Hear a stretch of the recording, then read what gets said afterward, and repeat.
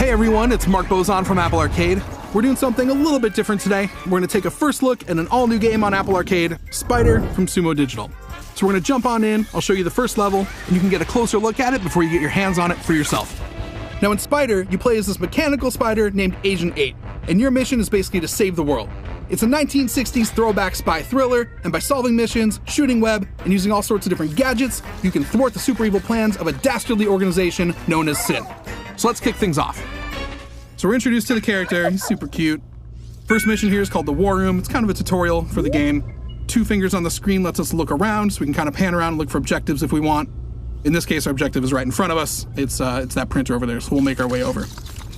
Now, the first thing I want to point out with Spyder that's really cool is, since you're a mechanical spider, you can really just walk all over any part of the terrain in the game. So I'm walking on walls here, walking underneath furniture. There are also some surfaces that you can't climb up, and those are used later on to create some of the puzzles.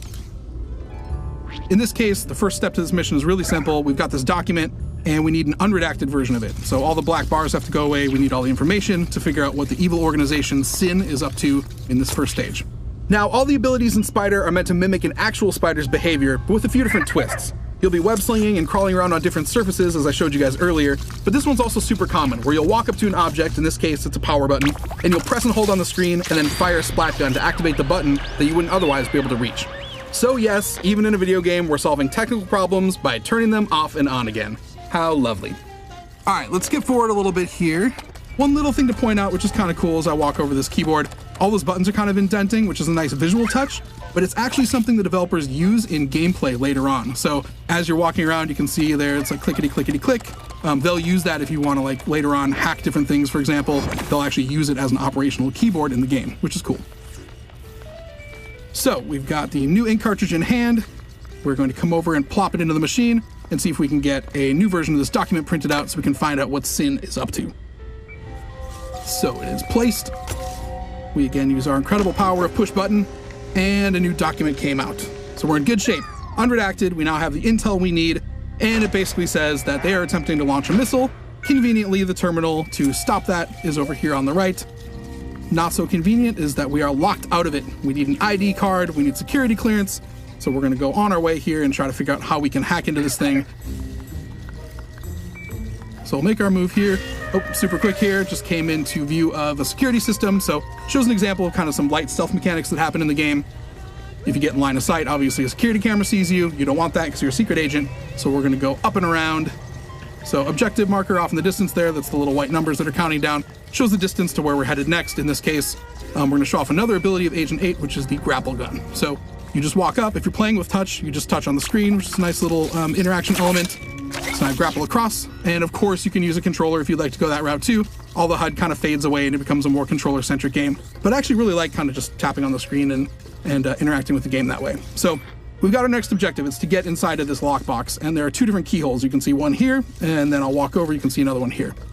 So we got to find those keys. Thankfully, the keys are not hard to find. They are floating off in the distance there. The first one is in that other lockbox. The second one is kind of hanging from the shelf up on top.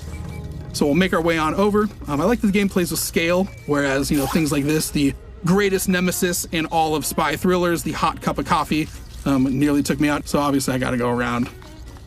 All right, let's jump ahead here in the interest of time. The next step is using a built-in screwdriver mechanic. I like this one too. It's a nice mix of more touch controls. So I tap on the screw itself, and then I can actually just rotate my finger on the screen to unscrew it. It's a really cool little touch. Again, if you want to use a controller, you totally can. You don't need to use those interactions if you don't want to. But I actually think they're done really nice, and they're fun. Just kind of like jump in, unscrew the screws, and we're on our way. So we are just about there to the area where we need to hack the terminal. Head on through these vents. You always need vents in a secret agent movie. I think it's practically required. All right, go across these reels. Oh, come on, man, no! Are you kidding me? I've been destroyed by a mixtape. There we go. All right, perfect. And we're through. Cool, so this is another example of a different type of mini game they've got. This is kind of a hacking one, so we'll watch the pattern. So it went 4, 3, 1, 2. So I just have to pull them out in the same order. Don't take notes, this is random every time. And we echo it back, and that short circuits the machine. So now we go back to the terminal, and we can stop the launch.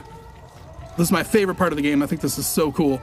We're basically going to go in and do a manual override on the machine using this trackball. So Again, when I'm using touch, I'm moving my thumb on the screen, and normally it's moving the character around. At this point, I'm moving him around, but he's on a trackball, so it's actually a way to control the computer in the game, which I think is just super, super cool.